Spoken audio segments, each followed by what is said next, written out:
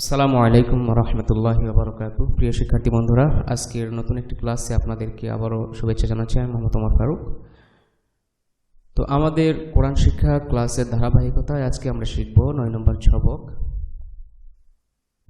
কলকলার পরিচয়। এর আগের ক্লাসে আমরা শিখেছিলাম জজমের পরিচয় এবং কিভাবে পড়তে হয় তা প্র্যাকটিক্যাল আমরা পড়েছিলাম। আমি আশা করছি আপনারা সুন্দরভাবে সম্পন্ন করেছেন পড়াটা। তো আজকের আমাদের কলকলার পরিচয়, এটাও একটি নতুন একটা ব্যাপার, আমরা এটা পড়ব আজকে। তো প্রথমেই কলকলার সংজ্ঞা এবং এক্সপ্লেন করা আছে সুন্দর করে। প্রথম পড়া শুরু করি। কলকলা, কলকলার হরফ 5টি। এখানে 5টি হরফ দেওয়া রয়েছে: বা, জিম, কফ, ত, দাল। এই 5টি হরফ অবশ্যই মনে রাখতে হবে, এটা মুখস্থ করতে হবে। এই 5টি হরফ হচ্ছে কলকলার হরফ। এই 5টি হরফের উপর জজম আসিলে কলকলা করিয়া পড়িতে হয়। সহজ ব্যাপার, আমরা জজম এর আগে পড়েছি। তো এই 5টি হরফের উপরে জজম আসিলে, জজম আমরা জানি, আগের ক্লাসে আমরা পড়েছি, জজম যদি আসে তাহলে কি করতে হবে? কলকলা করিয়া পড়িতে হয়, কলকলা করে পড়তে হবে। এখন আমাদের প্রশ্ন হচ্ছে কলকলা জিনিসটা কি? এটা একটু পরে আসছে। তো এরপরের আপনাদের বাক্যে কি রয়েছে আমরা দেখি। কলকলার হরফে ওয়াকফ হইলেও কলকলা করিয়া পড়িতে হয়। এখানে ওয়াকফ নতুন একটি শব্দ, আরবি ভাষার শব্দ ওয়াকফ। এটা বাংলা হলো যে থামা। ওয়াকফ মানে হচ্ছে থামা, স্টপ করা। তো কলকলার হরফে, কলকলার হরফ 5টি, এই 5টি হরফে যদি আমরা ওয়াকফ করি, থামি, পড়াটা স্টপ করি, তাহলেও কি করতে হবে? কলকলা করিয়া পড়তে হবে। তো এখানেও লেখা আছে কলকলা করিয়া পড়িতে হয়, এখানেও লেখা আছে কলকলা করিয়া পড়িতে হয়। এখন আমাদের প্রশ্ন, মেইন প্রশ্ন যেটা, সেটা হচ্ছে কলকলা জিনিসটা কি, এটা আমাদের বুঝতে হবে। তো এই ব্র্যাকেটের মধ্যে লেখা আছে অর্থাৎ মাখরাজের মধ্যে ধাক্কা দিয়ে পড়তে হবে, মাখরাজের মধ্যে ধাক্কা দিয়ে পড়িতে হয়। তো কলকলার অর্থটাই হচ্ছে ধাক্কা দিয়ে পড়তে হবে। তো আমি আবারও বলছি, এই যে বাংলাটা রয়েছে, এই বাংলাটা অবশ্যই মুখস্থ করতে হবে। কলকলার যে 5টি হরফ, এই 5টি হরফ মুখস্থ করতে হবে এবং এই 5টি হরফের উপরে জজম আসলে কলকলা করে পড়িতে হয়। কলকলার হরফে ওয়াকফ হইলেও কলকলা করিয়া পড়িতে হয়। কলকলা অর্থ হচ্ছে মাখরাজের মধ্যে ধাক্কা দিয়ে পড়তে হবে। তো এই বাংলাটা অবশ্যই পড়তে হবে এবং মুখস্থ করতে হবে এবং বুঝতে হবে। আশা করি বুঝতে পেরেছেন। তো এখন আমরা প্র্যাকটিক্যালে পড়ার মাধ্যমে আমরা বিষয়টি আরও পরিষ্কার করে বোঝার চেষ্টা করি। হ্যাঁ বা জবর হ্যাব, এখানে 2টি ব্যাপার। প্রথম ব্যাপারটি হচ্ছে বাটা হচ্ছে জজমালা হরফ, যেটা আমরা আগের ক্লাসে পড়েছি। জজমালা হরফ তাহার ডান দিকের হরকতের সঙ্গে পড়তে হয়। এই যে জবর রয়েছে হায়ের উপরে, হা বা জবর হ্যাব আমরা ধরে পড়লাম। দ্বিতীয় ব্যাপার হচ্ছে যে এই বা যেহেতু কলকলার হরফ, এই যে প্রথমে রয়েছে বা, তো কলকলার হরফ হিসাবে এখানে কি করে পড়তে হবে? ধাক্কা দিয়ে পড়তে হবে। কিরকম? হ্যাঁ বা জবর হ্যাব, জাস্ট এরকম বাতে ধাক্কা হবে, হ্যাব। যদি আপনারা হাব বলেন তাইলে এইটা প্রপার উচ্চারণ হবে না। যেহেতু বায়ে জজম রয়েছে এবং বা কলকলার হরফ, সেহেতু বাটি কলকলা করিয়া পড়তে হবে। আমি আবারও বলছি, হ্যাঁ বা জবর হ্যাব, লাম 2 পেশ লুন, হ্যাব লুন। ইয়া জিম জবর ইয়াজ, আইন জবর আ, ইয়াজ আ, লাম পেশ লু, ইয়াজ আলু। এখানে জিমের উপরে জজম রয়েছে, জিমটাও হচ্ছে আমাদের কলকলার হরফ, অতএব জিমেও আমাদেরকে ধাক্কা দিয়ে পড়তে হবে, কলকলা করে পড়তে হবে। আমি আবার বলছি, ইয়া জিম জবর ইয়াজ, আইন জবর আ, ইয়াজ আ, লাম পেশ লু, ইয়াজ আলু। তা জিম জবর তাজ, র ইয়াজ রি, তাজ রি। আবার বলছি আমি, তাজিম জবর তাজ, র ইয়াজ রি, তাজ রি। হামজা কফ জের ইক, র হামজা জবর র।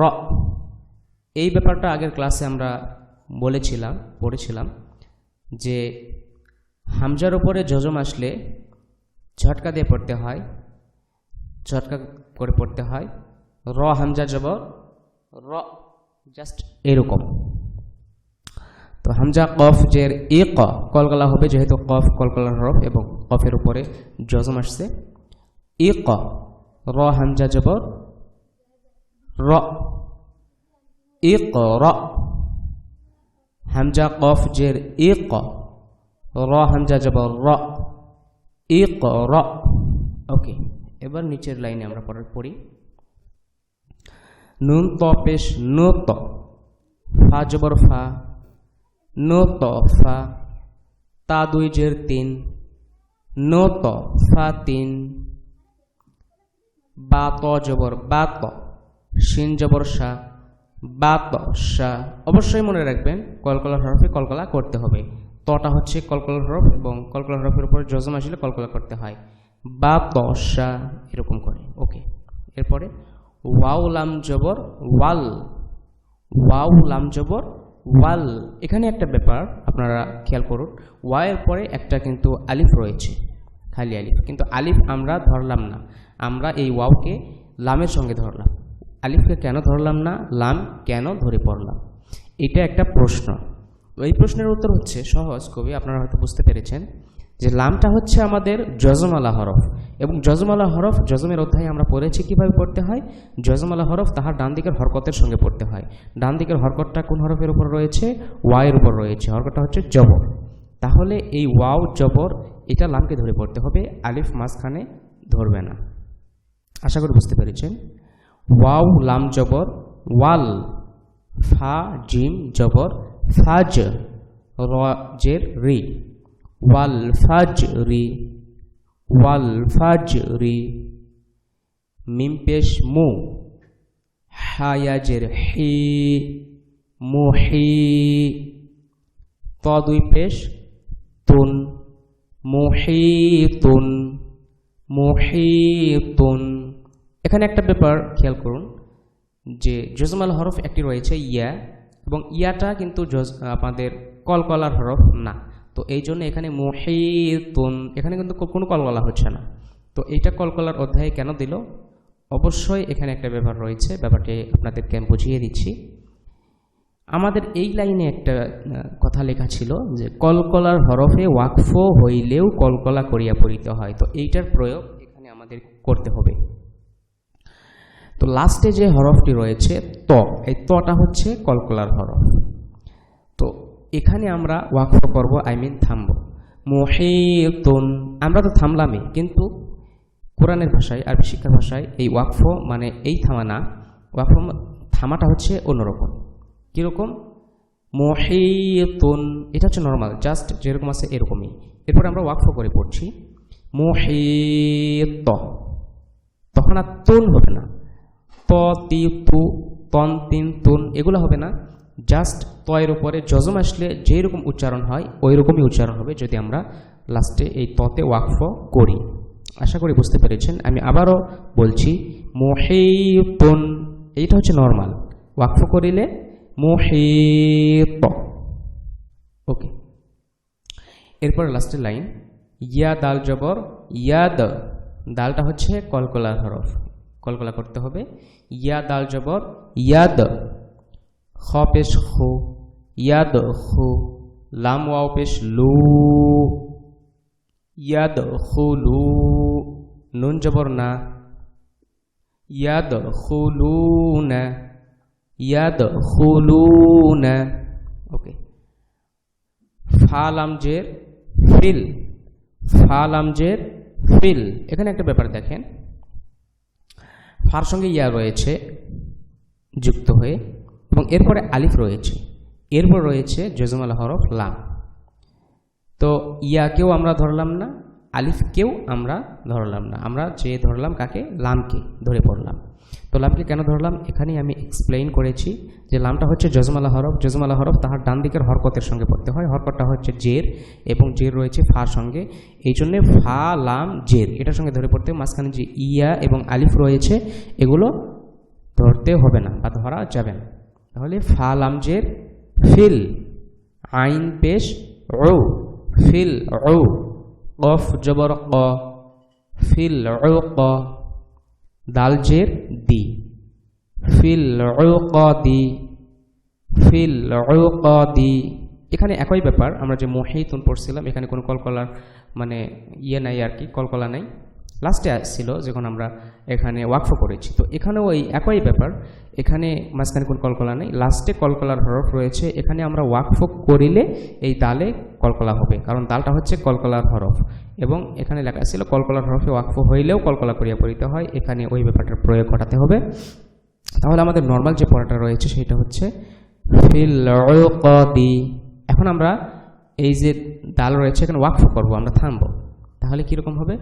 ফিল উকদ, ফিল উকদ। তখন আর দি হবে না, তখন জাস্ট দালের উপরে জজম আসলে যেরকম হয় জাস্ট ওই উচ্চারণটা হবে, ফিল উকদ। আমি আবার বলছি, ফিল উকদি। এটা হচ্ছে নর্মাল। এখন ওয়াকফ করলে কীরকম হবে? ফিল উকদ, কলকলা হবে লাস্টে। ওকে, আশা করি বুঝতে পেরেছেন। তো এরপরে খ জবর খ, লাম কফ জবর লাক, খলাক, নুন খারা জবর না, খলাক না, খলাক না, হা পেশ হু, খলাক না হু। কফটা হচ্ছে কলকলার হরফ, কলকলার হরফের উপরে জজম আসছে, এই জন্য এটাকে অবশ্যই কলকলা করতে হবে, খলাক না হু।